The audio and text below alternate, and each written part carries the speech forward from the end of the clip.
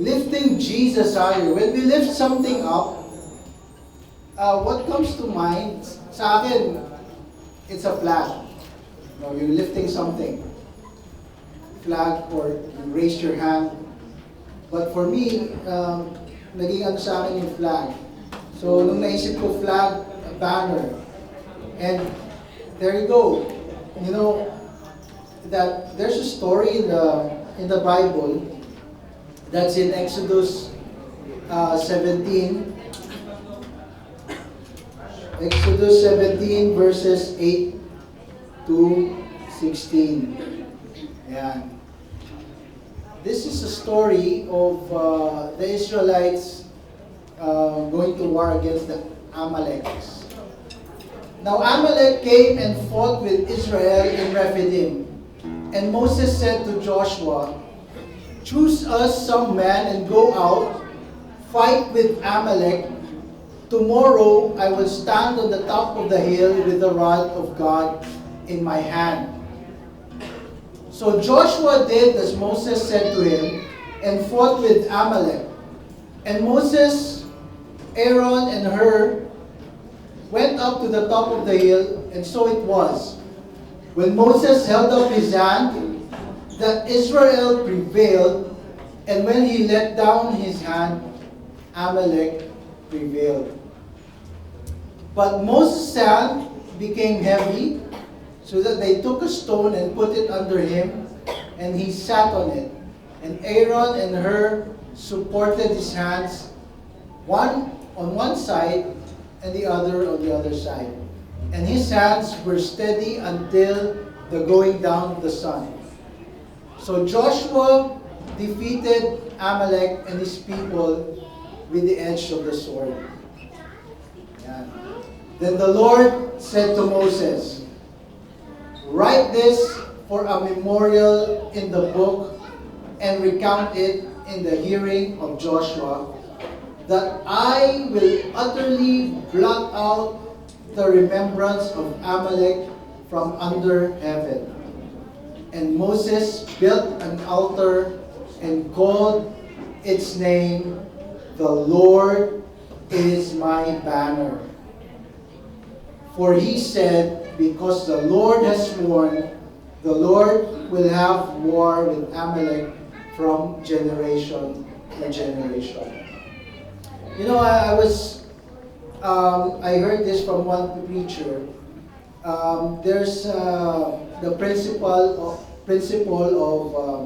first mention. You know, when there is a first mention of something in the Bible, there's a significance.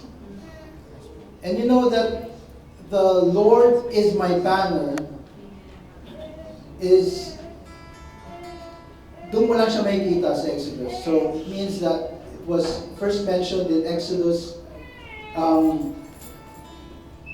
17, and that's the first and only instance na merong the Lord is my banner.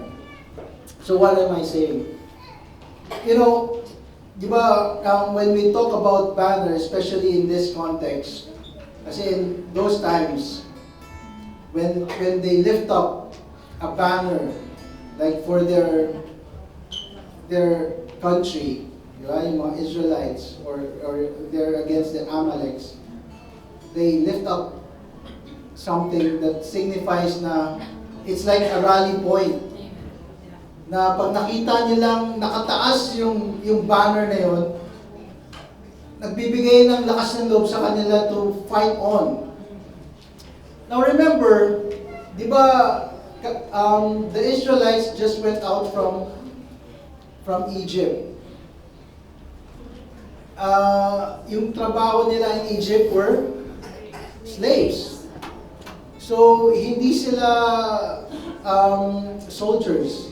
They're not trained soldiers. They're not trained warriors. They're just ordinary men. Ang ano nga alam nila, di ba? Alam nila is to obey their masters sa Egypt. Di ba? Because they were slaves. Yet, they were able to defeat the Amaleks. Nung binasa ko, when you do a research doon sa Amaleks are, yun talaga yung ano nila, they are warriors. Kasi what they do is, for their tribe to survive, they raid yung mga other tribes. Diba? To get food, to get water. Yun ang gagawin nila, magre-raid sila, they kill. They know how to kill. So it means they are warriors. They know how to fight. And Israelites were against these men. So kung titingnan mo, dihado talaga yung mga Israelites. They're just slaves without knowledge of how to fight. Yet, anong sinabi, what was the instruction of God to Moses? You know, write this thing. Remember yung preaching ni Ate Myra kanina. Looking back, looking forward. Looking back this year, 2022, you yourself can answer this. That you are going through some things sa mga kabataan, sa studies nyo, may mga subjects kayo nahihirapan, di ba? For us adults, we go through, di ba, may pinagdadaan tayo, it's either sa trabaho, sa family, sa relationship, you know, but looking back on those things, right now God is reminding you that I was with you. God was with you.